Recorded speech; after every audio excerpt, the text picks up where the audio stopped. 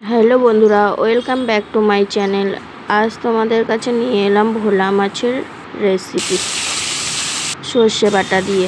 প্রথমে মাছটাকে ধুয়ে নিয়ে তাতে নুন হলুদ মাখিয়ে ভেজে নিয়ে তাতে সর্ষে জিরে লঙ্কার গুঁড়ো হলুদ গুঁড়ো দিয়ে প্রথমে কালো জিরা ফোড়ন দিয়েছি, দিয়ে তাতে টমেটো কুচি দিয়ে টমেটোটা ভাজা ভাজা হয়ে এলে মশলাটা দিয়ে দিলাম।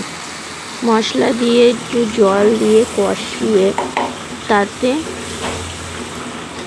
তাতে মাছগুলো দিয়ে দিয়েছি। মাছগুলো দিয়ে একটু ফুটে এলে নামিয়ে নিলাম। ঝাল ঝাল সর্ষে বাটা দিয়ে ভোলা মাছ। বন্ধুরা, কেমন হয়েছে কমেন্ট করে জানিও। অবশ্যই লাইক কমেন্ট শেয়ার সাবস্ক্রাইব অবশ্যই করবে বন্ধুরা। নমস্কার।